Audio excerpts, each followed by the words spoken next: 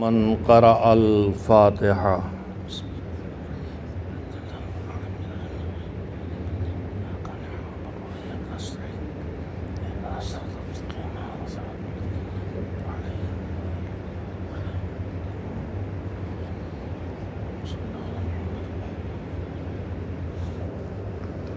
أعوذ بالله من الشيطان اللعين الرجيم.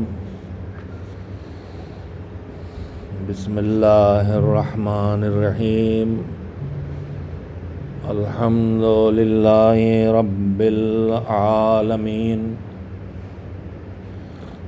والعاقبة للمتقين، والجنة للمؤمنين، والنار للملحدين. والصلاة والسلام على سيد الأنبياء والمرسلين، سيدنا ونبينا وشفيعنا أبي القاسم محمد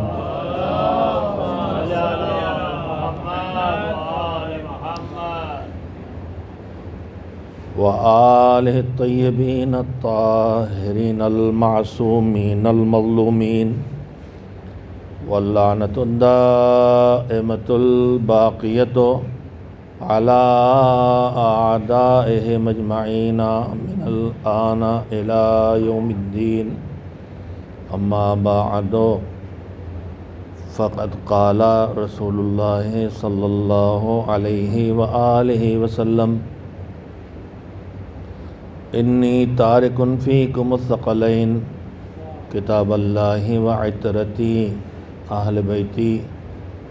کتاب اللہ وعترتی اہل بیتی، ما ان تمسکتم بہما لن تضلوا بعدی ولن یفترقا حتی یردا علی الحوض. صلوات بھیجیں محمد و آل محمد.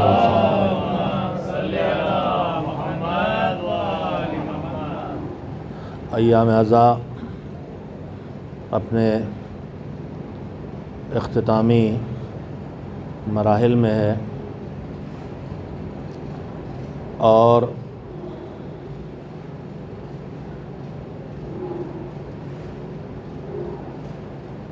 وہ تاریخیں آئی ہیں جن میں عالم اسلام کے 3 بڑے حادثات گزرے ہیں. یعنی ماہ صفر کی 28 تاریخ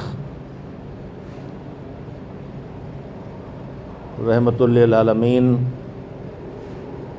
کہ نہ ان سے پہلے نہ ان کے بعد کوئی اتنا بڑا شرف لے کے آیا کہ پوری کائنات جس کی حدیں کسی کو معلوم نہیں ہیں، اس ساری کائنات کے لیے وہ رحمت بن کے آیا تھا. ان کے وجود سے، ان کے کم از کم ظاہری وجود سے، جسمانی وجود سے یہ دنیا خالی ہو گئی. شہادت رسول اکرم صلی اللہ علیہ وآلہ وسلم کے بعد مولائے کائنات نے جو، میں اسے مرثیہ کہوں گا، مرثیہ پڑھا ہے، وہ کوئی شعر نہیں ہے لیکن مرثیہ ہے. بالکل اسی طرح سے جیسے امیر المومنین کی شہادت کے بعد امام حسن مجتبیٰ علیہ السلام نے بیان کیا تھا کہ کن کن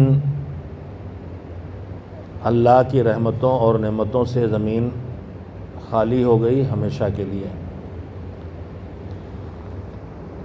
وفات سرور کائنات یا شہادت سرور کائنات.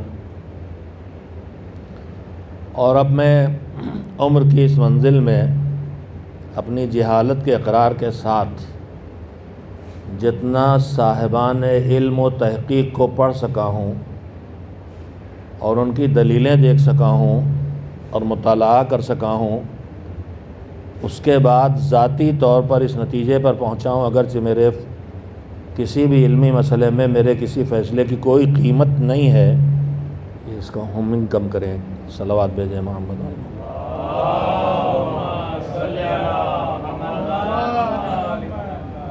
لیکن بہرحال جس نتیجے تک پہنچا ہوں اس نتیجے تک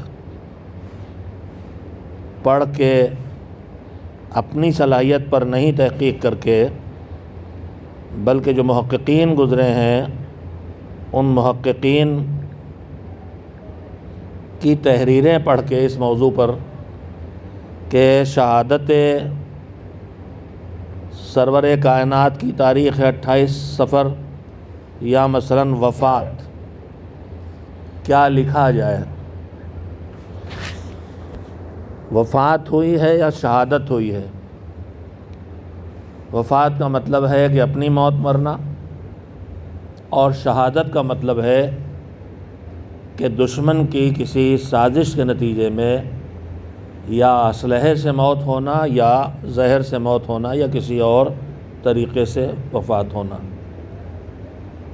ذاتی طور پر میں فرض کر رہا ہوں، میرا نظریہ، میں جس نتیجے تک پہنچا ہوں کسی کے لیے کوئی قیمت نہیں رکھتا، بار بار عرض کر رہا ہوں،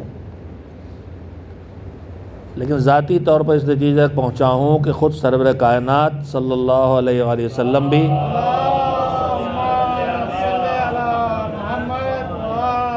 اسی طرح سے شہید ہوئے ہیں زہر سے، جیسے ان کے نواسے حضرت حسن مجتبیٰ علیہ السلام۔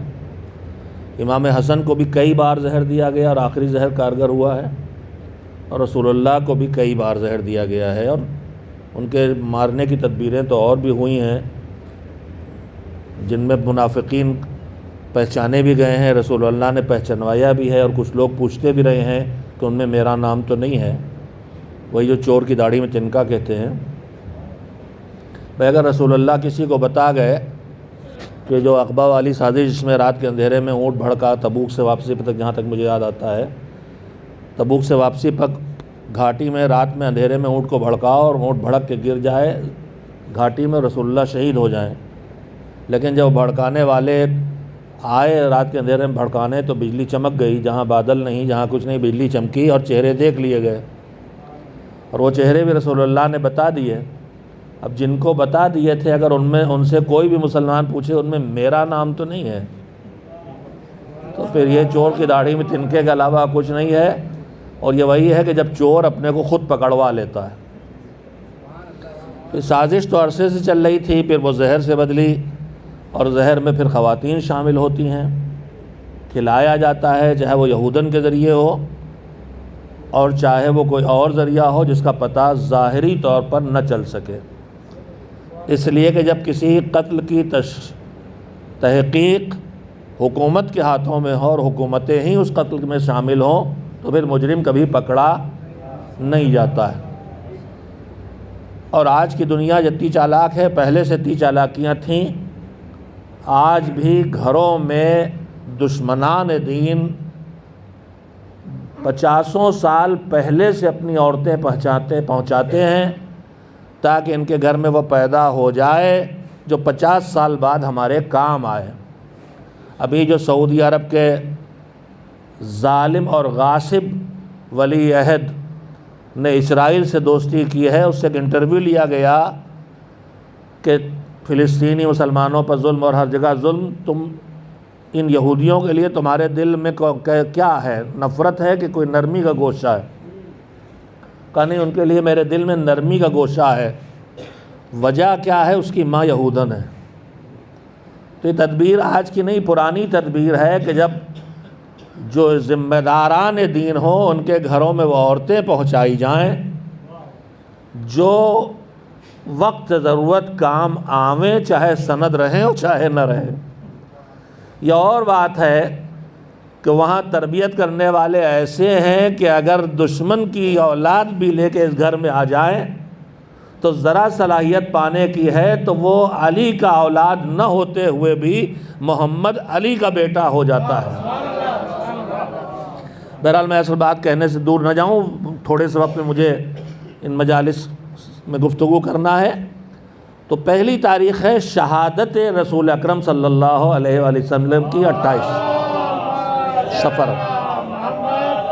میرے سامنے جو حضرات تشریف فرما ہیں ان سے میں گزارش کروں گا کہ پڑھیں جا کے، اور اس وقت نیٹ پہ سب کچھ موجود ہے، اور اطمینان کی منزل تک پہنچ جائیں کہ وفات ہوئی کہ شہادت، یہ بحث بار بار ہمارے درمیان نہ اٹھے۔ اس کے بعد دوسری مناسبت یہی 28 سفر کی ہے، جنت کے جو 2 برابر کے سردار بنائے گئے، اور وہ 2 امام کہ دونوں کے لیے ایک ساتھ پیغمبر نے فرمایا کہ ہذان امامان قاما او قعدا، یہ 2 امام ہیں، یہ ہیں امام، چاہے یہ قیام کریں تو بھی امام ہیں، چاہے بیٹھ رہیں تو بھی امام ہیں۔ دین کی سچائیوں کے ثبوت کا ایک ذریعہ پیشین گوئیوں کا سچا ثابت ہونا بھی ہے۔ آج تک قرآن کریم کی سچائی کے، قرآن کریم معجزہ ہے اور اس کے معجزے کے ہونے کے نہ جانے کتنے پہلو ہیں، بے شمار پہلو ہیں، اس کی بلاغت، اس کی فصاحت، اس کا علم، بے شمار پہلو۔ اگر خالی اعجاز قرآن کریم پہ آدمی پڑھنا شروع کرے تو 2-4 سال کم پڑ جائیں گے خالی اعجاز قرآن کریم کے پہلوؤں کو پڑھنے میں، نہ کہ ڈھونڈنے میں۔ اور جیسے جیسے سائنس آگے بڑھ رہی ہے اور علم آگے بڑھ رہا ہے اور انسانی عقل آگے بڑھ رہی ہے، قرآن کے معجزاتی پہلو سامنے آتے چلے جا رہے ہیں۔ مگر قرآن کے اعجاز کے ثبوتوں میں ایک ثبوت ہے قرآنی پیشین گوئیاں۔ ان میں سے ایک سب سے نمایاں پیشین گوئی ہے سورہ کوثر۔ دشمن کہہ رہا ہے ان کا دین نہیں چلے گا، میں پڑھ چکا ہوں یہ باتیں مسلسل سب کے درمیان، میں خالی یاد دلا رہا ہوں۔ دشمن کہہ رہا ان کا دین نہیں چلے گا اس لیے کہ ان کے کوئی اولاد نہیں ہے۔ جواب میں سورہ کوثر آتا ہے، انا اعطیناک الکوثر فصل لربک وانحر ان شانئک هو الابتر۔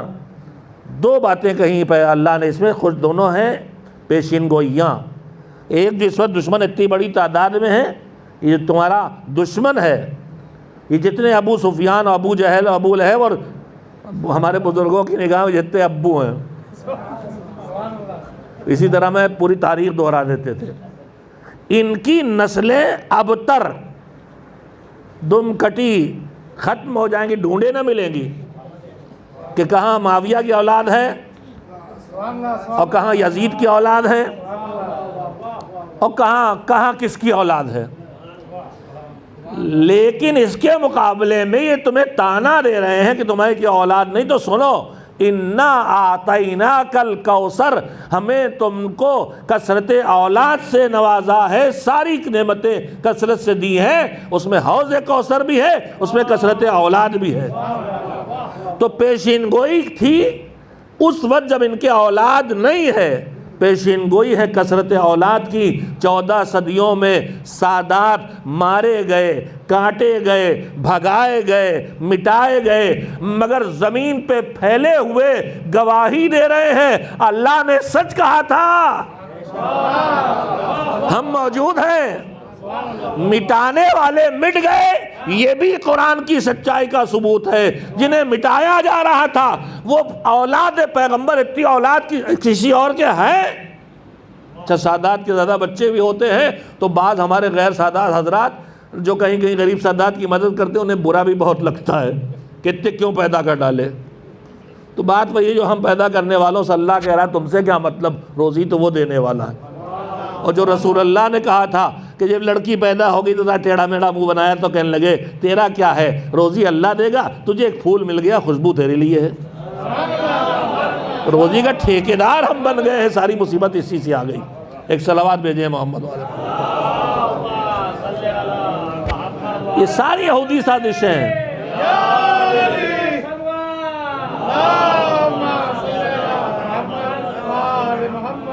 یہ ساری یہودی سازشیں ہیں، برتھ کنٹرول، اور اس کے لیے بڑے خوبصورت بہانے بھی بتائے جاتے ہیں۔ کہا جائے گا کہ صفی حیدر بہت پچھڑا انسان ہے، کہو، مگر رسول اللہ نے تو ہمارے یہی کہا تھا، انی اباہی بکم الامما یوم القیامت ولو بالسقط۔ جب تناکہو تناسلو تکثرو، رسول اللہ کو جذباتی انسان نہیں ہے، مستقبل کا فیصلہ وہ دیکھ رہے ہیں کہ تعداد کی کثرت ہی آخر میں غالب آتی ہے۔ آج پوری دنیا میں آپ دیکھ لیں جن ملکوں کی تعداد بڑی ہے وہ کتنے ہی غریب ہوں مگر ہیں طاقتور۔ ہمارا اپنا ملک، پڑوس کا ملک، بڑی تعداد والے کسی سے کمزور نہیں ہیں۔ مار مار کے طاقتور بننا اور ہے، پال پال کے بھی طاقتور ہونا اور ہے۔ ہم مار مار کے طاقتور بننے کے قائل نہیں ہیں، ہم پال پال کے پڑھا لکھا بنانے کے قائل ہیں۔ یہ جو کثرت اولاد کا حکم مطلب یہ نہیں ہے کہ چھوڑ دو کیڑوں مکوڑوں کی طرح، نہیں، ہدایات، ذمہ داریاں، پڑھاؤ لکھاؤ، اچھی تربیت کرو، اچھا کھانا دو، اچھا انتظام کرو۔ تو اگر ہماری بدسلیقگی ہے تو ہماری بدسلیقگی کو دین کے ذمے کیوں ٹھوک رہے ہو؟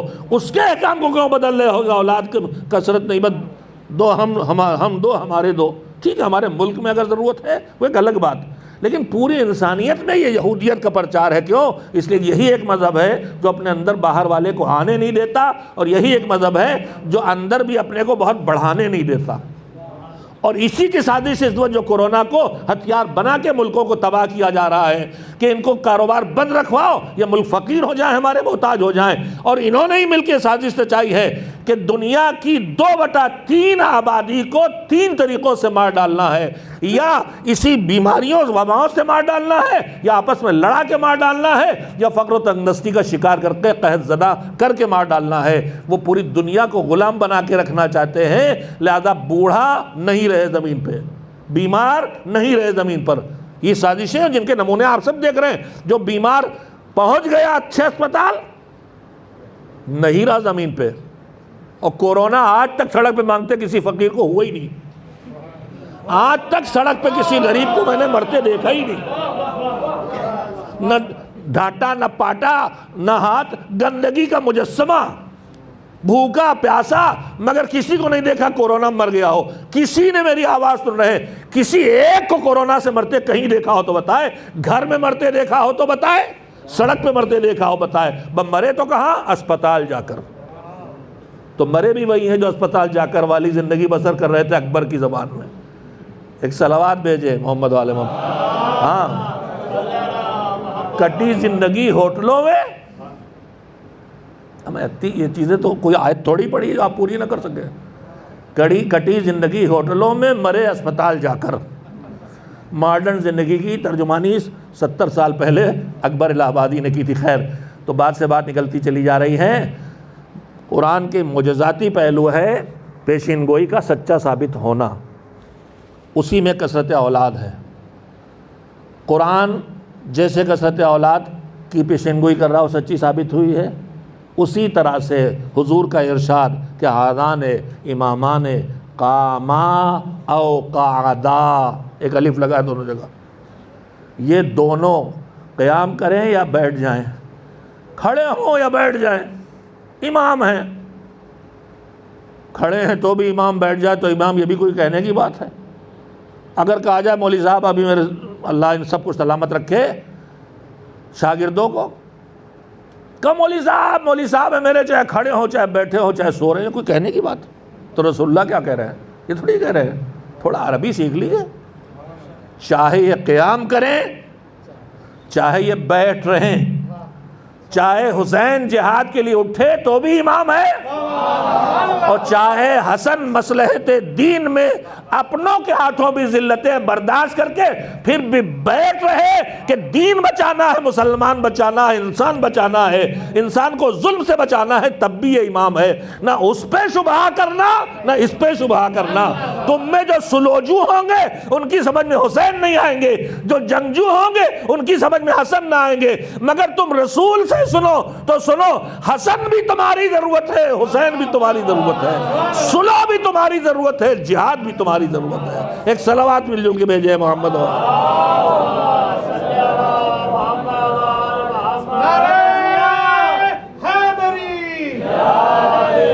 تیسری مناسبت 29 سفر کی ہے۔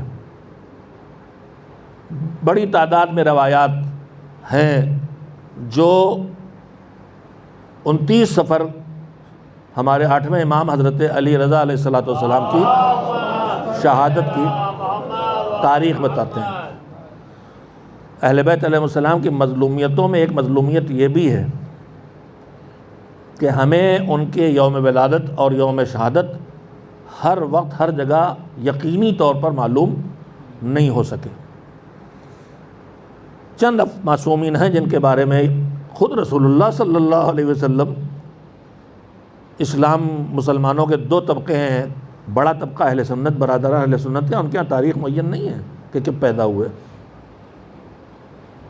شہادت و وفات کے دن، بس یہ اتنے دنوں کے اندر ولادت بھی ہے، شہادت بھی ہے، وفات بھی ہے۔ کوئی 12 ربیع الاول ان کے یہاں مشخص نہیں ہے کہ ولادت تاریخ ہے۔ اس کے برخلاف اہل بیت علیہ السلام سے جو وابستہ ہیں تو ان کو آسانی سے تاریخ مل گئی کہ ہمارے جد 17 ربیع الاول کو پیدا ہوئے تھے اور 28 صفر کو شہید ہوئے۔ ہمارے پاس ان کی تاریخیں یقینی طور پہ موجود ہیں، متواتر انداز میں۔ اب اس کے بعد مولائے کائنات کی ولادت اور شہادت بھی تقریباً متیقن ہے، اس میں روایات میں تردد نہیں ہے۔ اور اس کے بعد عاشور متیقن ہے۔ پھر اس کے بعد جتنی تاریخیں معصومین کی ولادت شہادت کی ہیں ان پہ نظر ڈالیں گے تو آپ کو کہیں بھی یہ نہیں ملے گا کہ بس ایک ہی تاریخ روایات میں آئی ہو۔ میں باتیں بہت پڑھ چکا ہوں لیکن ضرورت کے تحت اختصار کے ساتھ دہراتا ہوں۔ ہم ان بحثوں میں بھی، ہمارا خاص کر جو بر صغیر کا مجلسی مجمع ہے، تاریخوں پہ بہت جھگڑے کرتا ہے۔ یہ تاریخ ہے کہ وہ تاریخ ہے۔ کربلا میں اتنے آئے تھے گنتیوں پہ، اتنے آئے تھے کہ اتنے آئے تھے، مدینے سے اتنے چلے تھے اتنے چلے تھے۔ ارے بھیا آپ کے اس سے لینا دینا کیا؟ کربلا گزری ہے، ظلم ہوا ہے، آپ اس پہ روئیے۔ 72 تھے شہید کہ 75 تھے، اس سے کیا فرق پڑتا ہے؟ اسیر 28 تھے کہ 27 تھے؟ حضرت اکبر 28 سال کے تھے کہ 18 سال کے؟ بیٹے تھے، پیاسے تھے، لڑے، کلیجے پہ برچھی کھا کے شہید ہوئے، یہ یقینی ہے۔ لیکن ہم گنتیوں میں بہت بحث کرتے ہیں، اسی میں یہ بحث بھی آتی ہے کہ ولادت تاریخ کون سی ہے اور شہادت کی کون، جھگڑے ہو جاتے ہیں۔ اور اس کے بعد ان جھگڑوں میں پھر بٹوارے ہو جاتے ہیں۔ میں ایک بات ہمیشہ کہتا آیا ہوں، آج بھی کہنا چاہتا ہوں کہ اللہ ہمیشہ ہمیں علم دے کے سکھاتا ہے لیکن کہیں کہیں بے خبر رکھ کے بھی سکھاتا ہے۔ جو بے خبر رکھ کے سکھاتا ہے، تربیت دیتا ہمیں۔ روزی کے بارے میں کتنا بے خبر رکھا ہے، کہاں ملے گی نہیں معلوم، کس سے ملے گی نہیں معلوم، کس زمین پہ ملے گی نہیں معلوم۔ موت کے بارے میں کتنا بے خبر رکھا ہے۔ ایسی نہ جانے کتنی جگہ ہیں جہاں بے خبری کے ذریعے ہماری تربیت کرتا ہے۔ اگر پتہ چل جائے تو کاہل ہو جائیں گے۔ ایک جملے میں کہہ رہا ہوں اسی لیے آپ سمجھے بغیر بیٹھے ہوئے ہیں۔ شب قدر ایک ہے کہ 3 ہے؟ شب قدر ایک ہی تو ہے، لیلۃ القدر۔ 3 تاریخوں میں اعمال کیوں؟ کہ پتہ نہیں ان میں کون سی ہے رمضان میں مگر کون سی والی؟ تو اگر پتہ چل جاتا تو ایک سی والی میں عبادت کرتے، نہیں پتہ چلا تو تینوں میں گنجائش عبادت پیدا ہو گئی۔ تو باخبر ہوتے تو فائدہ تھا یا بے خبر رہے تو فائدہ ہے؟ ائمہ نے بھی یہی کہا ہے۔ آئے پوچھا بتا دیے 21 اور 23 میں سے کون سی ہے؟ 19 والی تو انہوں نے خود ہی ریجیکٹ کر دی کہ یہ نہیں ہے۔ 21 23 میں کون سی؟ تو امام نے فرمایا ما ایسر فی، تم آئے ہو کچھ شب قدر میں لینے، رحمت، مغفرت، توبہ، برکت، اولاد، روزی، جو بھی، یہ بتاؤ جو ایک رات کا کام ہے اس کی گنجائش 2 راتوں میں پھیلا دی جائے تو یہ آسان ہے کہ مشکل؟ تمہیں کیا بگڑا جا رہا ہے کہ جو ایک رات ملنا تھا وہ تمہارے لیے 2 راتوں اس کا دروازہ کھلا رہے گا؟ تو میرے عزیزوں، مظلومیت تو ان کی ہے مگر ہمارے لیے تو یہ بھی کرم پروردگار ہے۔ ہمیں اگر یقینی تاریخ معلوم نہیں ہو سکتا ہے، 29 صفر ہو شہادت امام رضا، ہو سکتا ہے 17 صفر ہو سکتا ہے 23 ذی-قعدہ ہو، تو جھگڑا کرنے کی ضرورت نہیں ہے۔ تم ہو ان کی طینت سے بچے ہوئے حصے، ان کی خوشی میں خوشی، ان کے غم میں غم، ایک مجلس کے بجائے 3 کر لو گے، تمہارا بگڑ کیا رہا؟ تو ان بحثوں میں جانے کے بجائے کہ کون سی تاریخ پکی ہے وہ ہم نکال لیں، ہمیں دیکھنا چاہیے اس سے ہمارا رشتہ اس تاریخ کا کیا ہے۔ تاریخ سے ہمارا رشتہ یہ ہے کہ ان کی خوشی میں خوشی، ان کے غم میں غم۔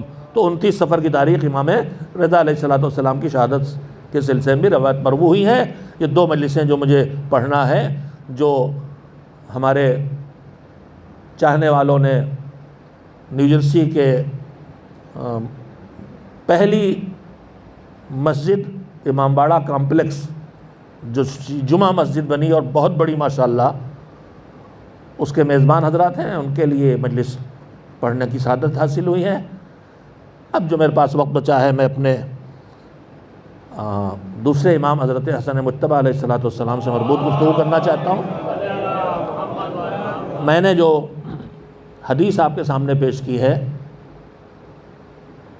وہ معروف ترین احادیث پیغمبر میں ہے اور متواتر احادیث میں ہے، اور خود انہی کلمات کے ساتھ کتاب اللہ و عترتی اہل بیتی کے ساتھ بھی متواتر ہے۔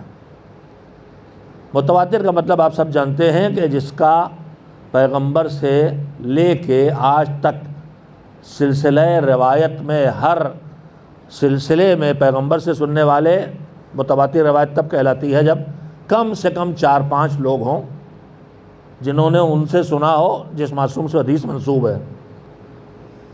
تو ان روایات میں غدیر ہے، ان روایات میں حدیث ثقلین ہے، لیکن ابھی میں اس وقت کے محقق ترین اہل علم میں جن کو بعض لوگوں نے نا سمجھی کے نتیجے میں کہہ سکتا ہوں مطرود کر دیا ہے، سید باقر استاد و سید الخوئی رحمۃ اللہ علیہما کے شاگرد سید کمال الحیدری، اللہ ان کی حفاظت کرے اور ان کے طول عمر عنایت فرمائے۔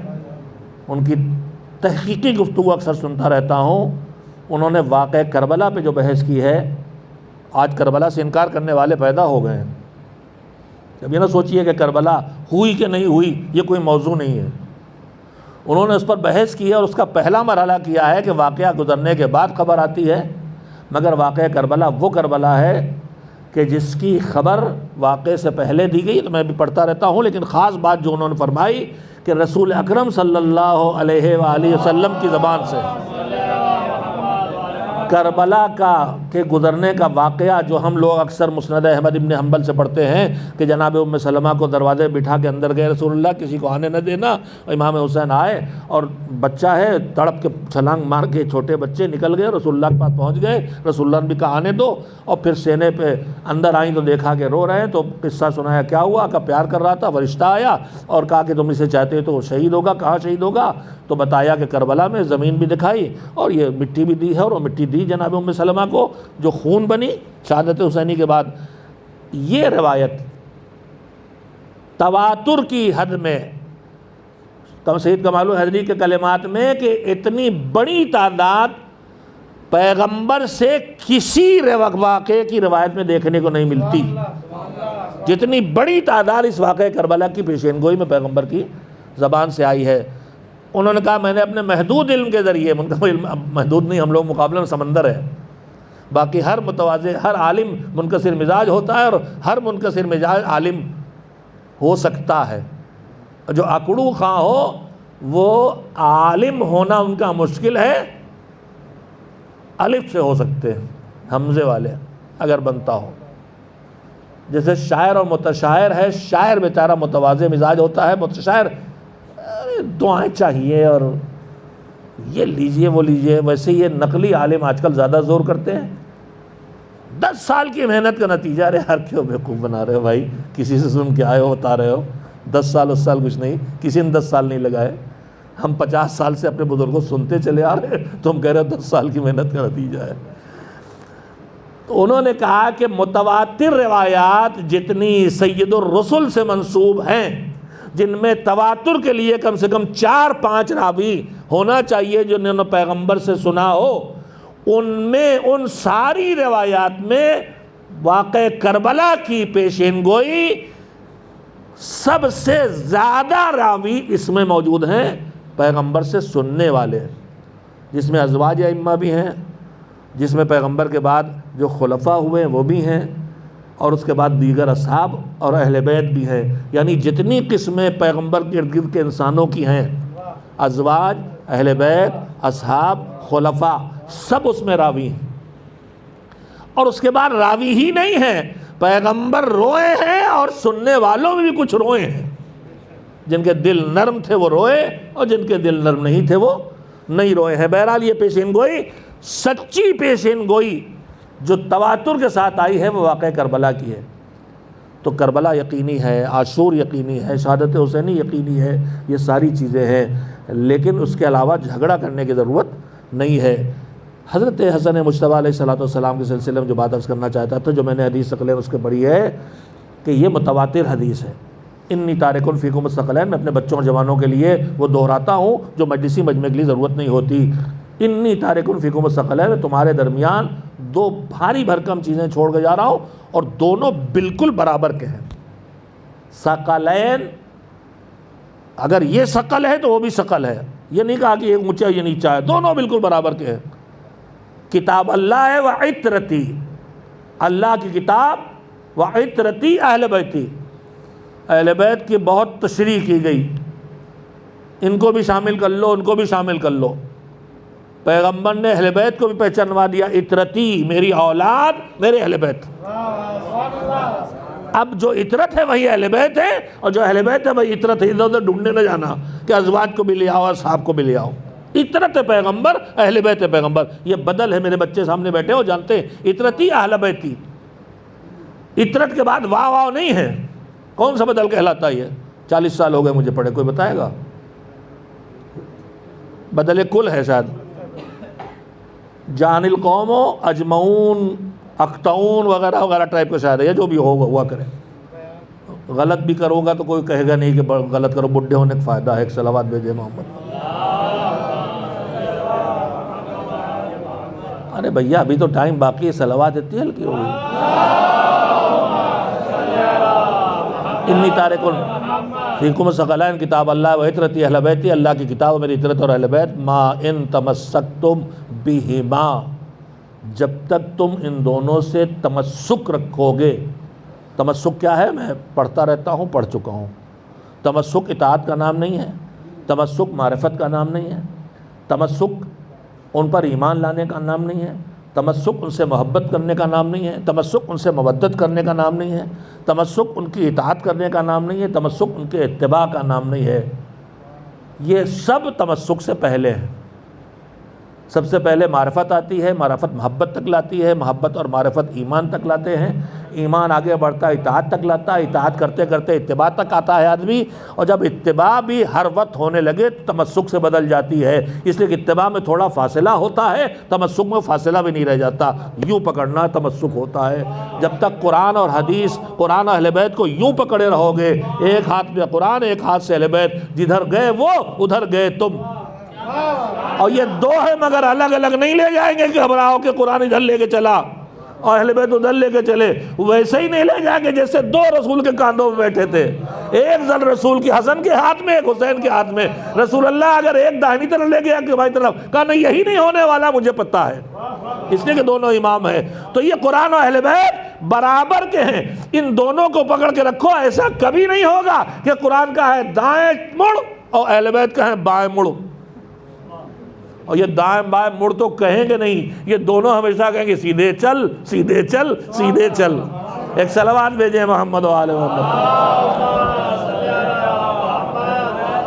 یہ دائیں بائیں مڑنے کہیں گے نہیں، کہیں گے کھڑا ہو جا، اٹھ جا، چل چل چل چل، نہ بیٹھ نہ بیٹھ، چل بیٹھ نہیں، چل داہنے نہ مڑ بائیں نہ مڑ، سیدھے چل، چل سیدھے چل، یہی کہیں گے دونوں۔ چلو سیدھے چل کا مطلب اطاعت کرو، معصیت نہ کرو۔ دائیں بائیں مڑے اس کا مطلب اس کی بات چھوڑی، سیدھے چلنے کا مطلب اس کی بات مانی، تو یہ تم کو سیدھے چلائیں گے۔ اور یہی خرابی مولا علی کی بتائی تھی کنونسنگ میں، جب کنونسنگ ہو رہی تھی کہ اگر علی کو بنا لو گے تو کیا کیا پرابلم آئیں گی، اور ہمیں بنا لو گے تو کیا کیا فائدے پہنچیں گے۔ انہی میں ایک یہ بھی تھا کہ علی کو بنا لو گے تو ہمیں ٹیڑھا نہیں چلنے دیں گے، سیدھا چلوائیں گے۔ اس کا مطلب یہ تھا کہ مجھے بنا لو گے تو میں خود ہی کون سیدھا چلتا ہوں، تم سے کہوں سیدھا چلنے کے لیے، میں خود ہی زگ زیگ چلنے کا قائل ہوں، تمہیں بھی زگ زیگ چلاتا رہوں گا، اور اس کے بعد ایسی کھنتی میں لے جا کے گروں گا اور گراؤں گا کہ پھر نہ مجھے ڈھونڈے پائے گا اور نہ میرے پیروکاروں کو ڈھونڈے پائے گا۔ تو ان سے تمسک رکھنا ہے۔ ما ان تمسکتم بہما لن تضلوا، ہرگز گمراہ نہیں ہوگا میرے بعد۔ اب اگر ان میں سے ایک سے تمسک کیا، ایک سے نہ کیا تو بھی گمراہ، دونوں کو چھوڑا تو بھی گمراہ، پکڑا مگر خالی معرفت حاصل کر کے رہ گئے تو بھی گمراہ، خالی مان کے رہ گئے تو بھی گمراہ، خالی سن کے رہ گئے تو بھی گمراہ، خالی اطاعت کی معصیت سے نہیں بچے ان کی تو بھی گمراہ۔ ان سے تمسک رکھو گے تو گمراہ نہیں ہوگے۔ اکیلا قرآن بھی کام آنے والا نہیں، اکیلے اہل بیت بھی کام آنے والے نہیں ہیں، اور حقیقت میں ان تک پہنچو گے تو ایک تک پہنچو گے تو دوسرے تک فوراً پہنچا دے گا۔ مگر صورتحال کیا ہے؟ عالم اسلام دو حصوں میں بٹا بٹا سے ہے، کچھ قرآن کو ہاتھوں میں لیے ٹہل رہے ہیں اور کچھ اہل بیت کا دامن ہاتھوں میں پکڑے ہونے کا دعویٰ کر رہے ہیں، مگر دونوں صحیح نہیں۔ دامن اہل بیت ٹھیک سے ہاتھوں میں آئے تو ناممکن ہے کہ آدمی قرآن تک نہ پہنچے۔ یہ تو ہو سکتا ہے کہ قرآن تک آدمی پہنچے، اہل بیت تک نہ پہنچ پائے۔ وجہ سن لیجیے، الزام نہ لگائیے گا۔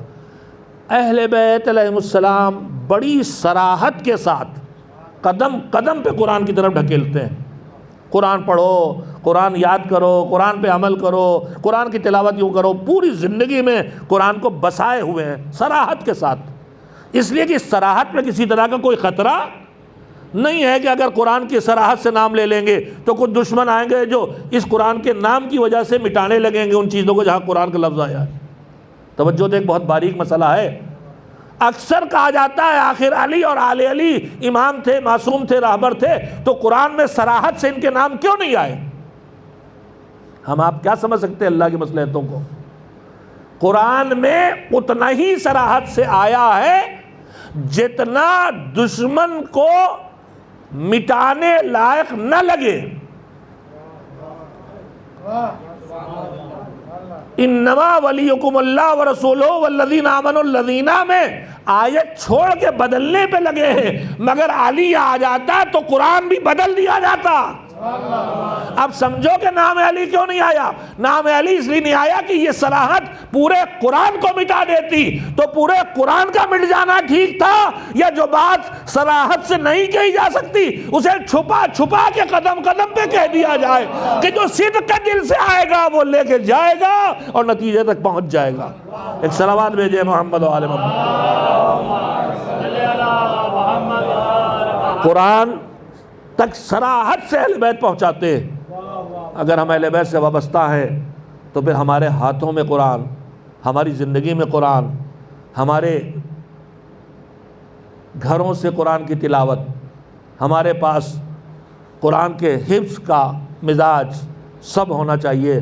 بہت باتیں ہیں کہنے کی، لیکن اب کہنے کو وقت نہیں ہے۔ کل ہو سکا تو باقی باتیں آپسی سلسلے بھی کہہ لوں گا۔ ہمارا قرآن کے ساتھ کیا برتاؤ جو ہم خود کو اہل بیت والے سمجھ رہے ہیں؟ قرآن کو ہم نے رکھ دیا، دھول جمی رہتی ہے، رمضان میں اٹھاتے ہیں، اگر تلاوت بھی کرتے ہیں تو کسی دنیا کے چکر میں۔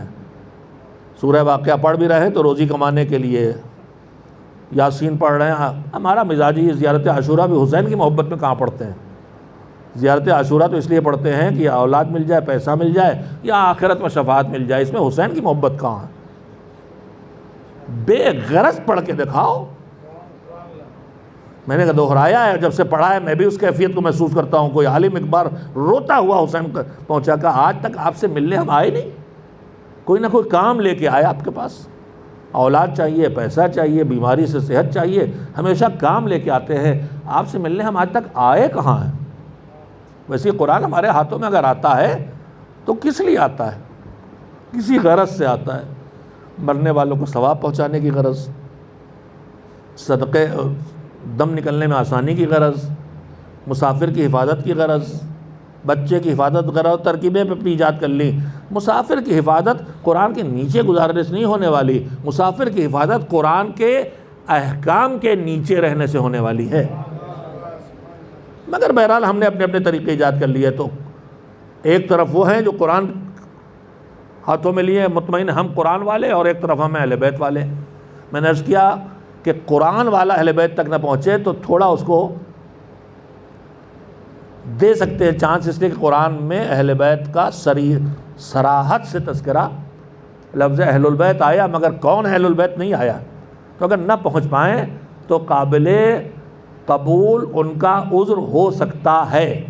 لیکن جو اہل بیت والے ہیں اگر وہ قرآن کو نہ اپنائیں تو پھر ہمارا عذر کوئی قابل قبول نہیں ہو سکتا۔ ہم نے اہل بیت سے نہیں سمجھا، ورنہ اہل بیت نے ہمیشہ قرآن کے جو احکام دیے ان میں ایک قرأت قرآن بھی ہے اور ایک حفظ قرآن بھی ہے۔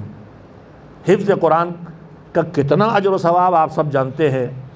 جنت میں جہاں اپنے اعمال کے ذریعے پہنچے وہاں پہنچ گئے. اب اس کے بعد پھر اوپر چڑھنا ہے تو اقرا فرقا، جتنی آیتیں یاد ہے پڑھتا جا، چڑھتا جا. تجھے حفظ قرآن جنت بھی جانے کے بعد درجات دلا دے گا.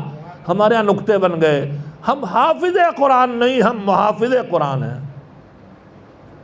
ارے آپ پہلے حافظ قرآن تو بنو بھائی، تب محافظ بن پاؤ گے. پہلے سمجھو تو کہ قرآن کیا ہے، تب.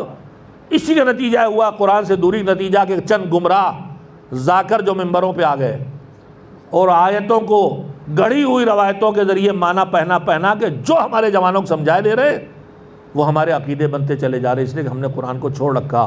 اگر ہم نے خود قرآن کو پڑھا ہوتا اور اگر ہم واقعی اہل بیت سے وابستہ ہوتے تو نہ ہمارے یہاں کوئی غالی پیدا ہوتا، نہ کوئی مقصر پیدا ہوتا، نہ کوئی بے نمازی پیدا ہوتا، نہ کوئی عزاداری کا مخالف پیدا ہوتا. یہ جتنے نظریات بکھرتے چلے جا رہے ہیں اس کا نتیجہ وجہ صرف یہ ہے کہ یا قرآن ہمارے ہاتھوں سے چھوٹا ہوا ہے یا اہل بیت ہمارے ہاتھوں سے چھوٹے ہوئے. ایک صلوات بھیجیں محمد. کوئی خمس کا انکار کر رہا ہے،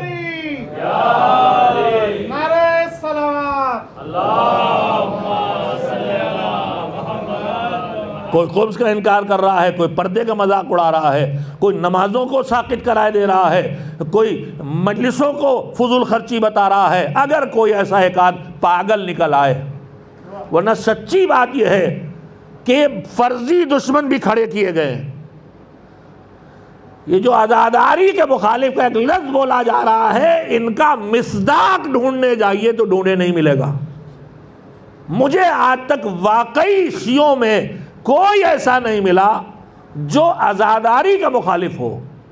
پھر ہوتا کیا؟ ہوتا یہ ہے کہ جیسے آپ کر رہے ہیں ویسے کو کہتے ہیں. اگر کوئی کہ ایسے غلط ہے تو یہ کہتے ہیں یہ عزاداری کا مخالف، یہ ماتم روک رہا ہے. ہم ماتم نہیں روک رہے، آپ کی بدسلیقگی کو تو ٹوک رہے ہیں. ہم آپ کی عزاداری کو نہیں روک رہے، آپ عزاداری میں جو پھوڑپن لا رہے ہیں اس کو ہم سمجھا رہے ہیں. تو اس بدسلیقگی، اس پھوڑپن، ان ایجادات کو جب روکا جاتا ہے جو عزاداری نہیں ہے تو کہہ دیا جاتا ہے عزاداری مخالف ہے. ورنہ میں اس منبر سے بات کر رہا ہوں، میری آواز ریکارڈ ہو رہی، جا رہی ہے، رہے گی. جتنے لوگ اس بات کے دعوے دار ہیں کہ عزاداری کے مخالف شیعوں پیدا ہو گئے، میں ان سے کہوں گا کوئی تحریر مجھے لا کے دکھائیے یا کوئی تقریر لا کے دکھائیے جس میں اصل عزاداری کی مخالفت ہو. اس دور سے ہم سب گزر چکے. بانی تنظیم مولانا غلام اصغر اللہ مقامہ نے جب اس قوم کی ہر فرد کو دیدار بنا دو کا نعرہ دیا اور مجالس کے ساتھ مجالس میں انہوں نے نماز، روزہ، حج، زکوٰۃ، عملی، مومن اور متقی شیعہ کی بات شروع کی تو ان کے خلاف یہی مہم چلی عزاداری کے مخالف ہے.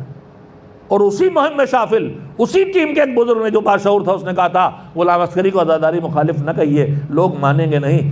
22 سال سے مغل مسجد کے ممبر پر اور محفل شاہ خراسان کے ممبر پر بیٹھ کے یہ رو بھی رہے ہیں، رلا بھی رہے ہیں. انہیں عزاداری مخالف کہنے سے کوئی فائدہ نہیں. دور گزر گیا جب ہمیں ڈرایا جاتا تھا کہہ کے کہ ہم تمہیں وہابی ثابت کر دیں گے، عزاداری مخالف ثابت کر دیں گے. اب آپ کا دور آیا ہے، آپ کہیے کہ آپ نمازی ہیں کہ نہیں.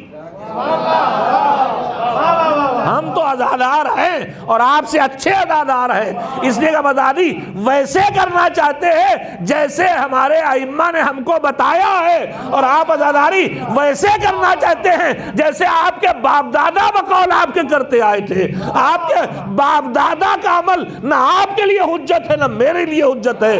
ائمہ کا سکھایا طریقہ آپ کے لیے بھی اپنانا ضروری ہے، میرے لیے بھی اپنانا ضروری ہے. ایک صلوات بھیجیں محمد و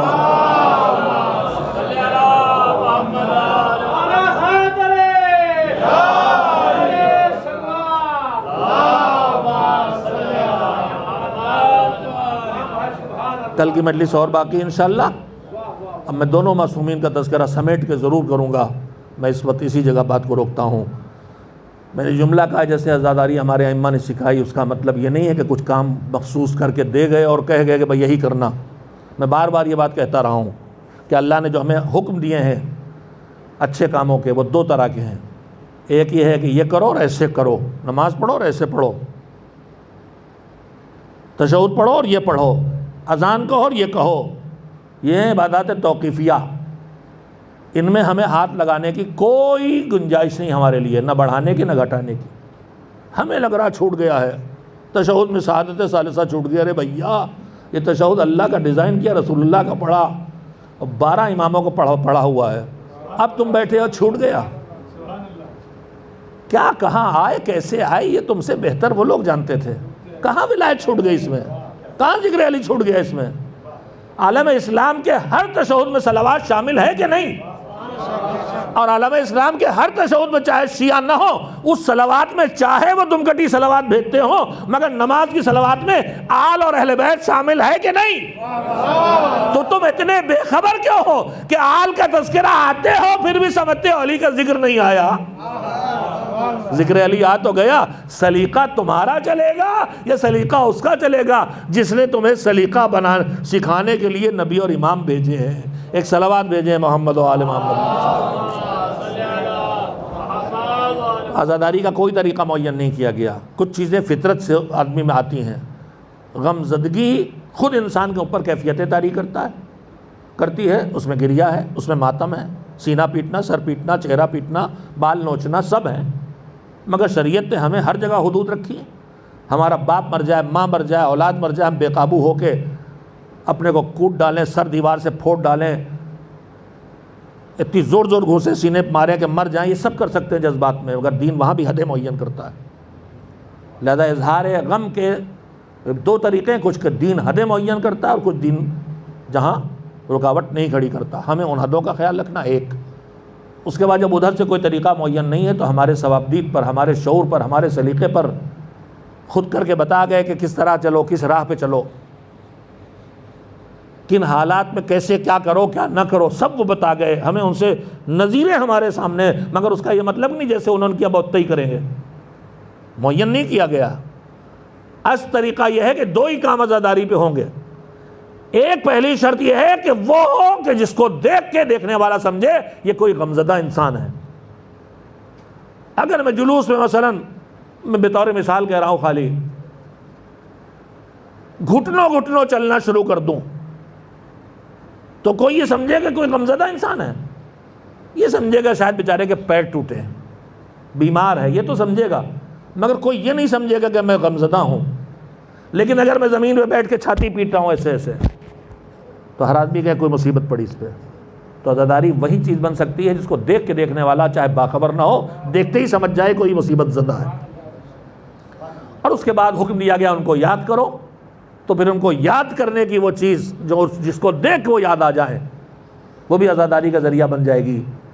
اگر ہم ان کا تابوت نہیں اٹھا سکے تو ان کا تابوت نہیں اٹھاتے ہم، مگر تابوت جیسا ایک تابوت بنا کے اپنے کاندھوں پہ اٹھاتے ہیں تو یہ تابوت ان کی یاد دلا دیتا ہے۔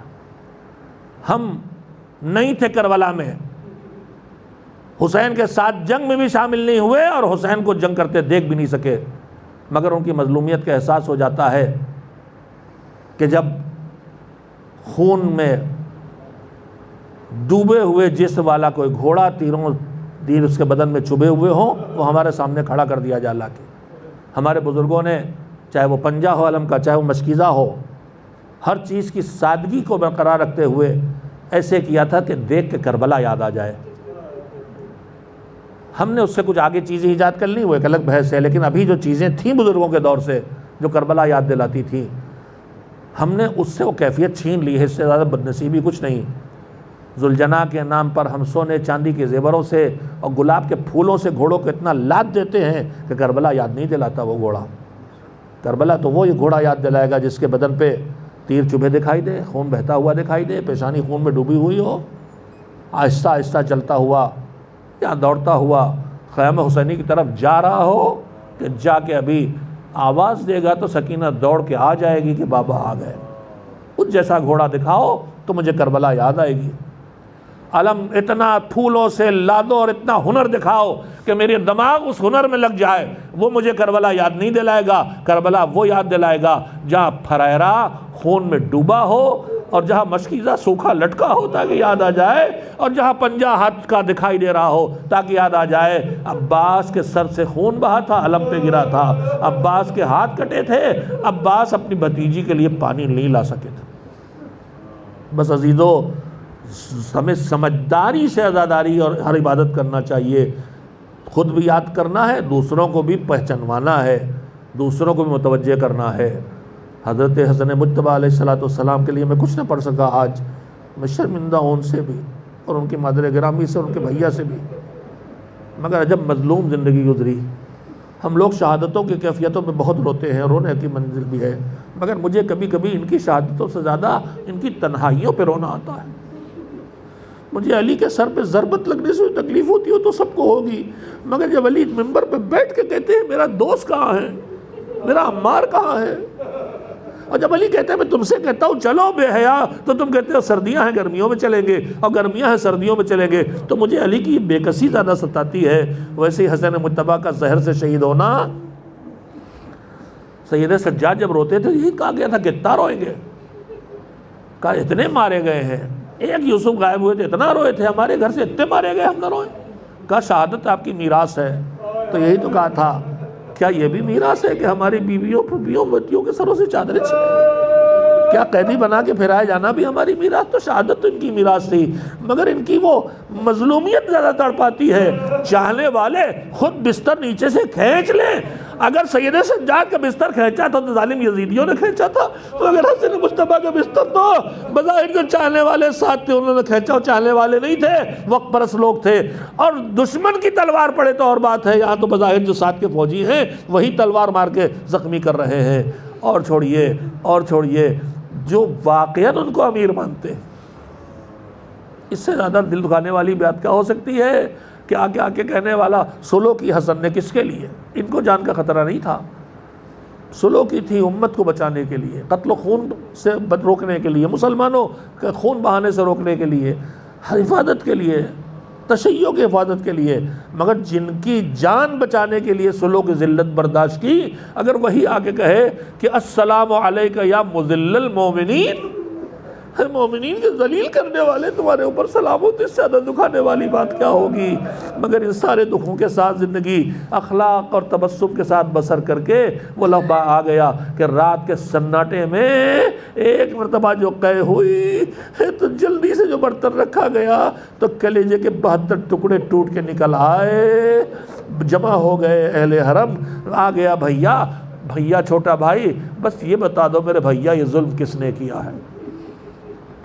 رحیم و کریم دل کہہ رہا ہے بھیا اگر جیوں گا تو خود فیصلہ کروں گا، اگر جیوں گا تو خود فیصلہ کروں گا، نہیں بتایا ظالم کون ہے۔ گردن باہیں ڈال کے حسین بے چین ہے، تو ایک مرتبہ حسن مجتبیٰ نے کہا میرے بھیا یہ وقت بہت سخت ہے تمہارے لیے، کلیجے کا ٹکڑے خون میں تس پہ گرے ہیں، مشکل وقت ہے، مگر لا یوما کہ یوم کعب عبداللہ، جو تمہارا دل عاشور کے دلانے والا ہے یہ ایسا دلانے والا نہیں ہے۔ اور یہ حسن ایک درد لے کے گئے کہ میرا بھیا تو میرے سرانے کھڑا ہے، مگر کربلا کے میدان میں جب میرے بھیا کے سوکھے گلے پہ خنجر چلے گا تو کون ہوگا ایک اماں کے علاوہ؟ اسی لیے تو گود کے پالے کو تیار کر دیا تھا کہ جاؤ میں تو نہ ہوں گا مگر میری طرف سے مدد کرنا۔ کلیجہ ٹکڑے ہو کے گرا، نگاہوں کے سامنے بھائی نے دم توڑا، جاتے جاتے مظلوم بھیا نے جوان بھائیوں سے وصیت کی ہے نانا کے روزے میں نانا کے پہلو میں دفن کرنا مگر خون خرابہ نہ ہو، اماں کے پہلو میں جنت البقیع میں لے جانا۔ جنازہ لے کے چلے، تیر بارانی شروع ہو گئی، رکتے رکتے کئی تیر تابوت کے کپڑے کو توڑ کے جسم تک پیوست ہو گئے۔ جوان بے چین ہیں، عباس منتظر ہیں کب چشم و ابرو کا اشارہ ہو اور حملہ کریں، مگر حسین نے قافلہ موڑ دیا۔ میرا بھیا کہہ کے گیا خون نہ بہے گا، لا کے تابوت سے لاش کو نکالا۔ تو ہم آپ تابوت سے کسی کا جنازہ اٹھاتے ہیں تو اٹھا لیتے ہیں، مگر یہاں بھائی کو اس سے پہلے کام کرنا ہے، تیروں کو تابوت سے اور بھائی کے جسم سے کھینچ کے نکالا اور پھر دفن کیا۔ تو کیا اکیلے حسن نے؟ نہیں، جوان بھائی موجود ہیں، ہاتھوں میں لے کے دفنا دیا۔ میں کہوں گا کربلا میں بڑا امتحان دینا ہے، 6 مہینے کی لاش بھی سنبھالنا ہے، تیر بھی کھینچنا ہے، خون بچلو میں روکنا ہے، اور یہاں تم نے قبر بنائی تو اتنے ساتھ دینے والے، مگر 6 مہینے کی لاشیں کو ذوالفقار سے قبر کھود کے دفن بھی کرنا ہے۔ بھیا کا جنازہ تو بھیا نے دفن کر دیا، مگر کربلا میں بے گور و کفن جنازہ پڑا تھا۔ بیٹا تھا مگر مجبور تھا، دھول اور خاک اڑ اڑ کے کفن اور دفن کا انتظام کر رہی تھی۔ وَسَيَعْلَمُ الَّذِينَ ظَلَمُوا أَيَّ مُنقَلَبٍ يَنقَلِبُونَ أَلَا لَعْنَةُ اللَّهِ عَلَى الْقَوْمِ الظَّالِمِينَ اللهم تقبل منا انك انت السمیع العلیم۔ ماتم حسین، ماتم حسن مجتبیٰ، ماتم مظلومین کربلا۔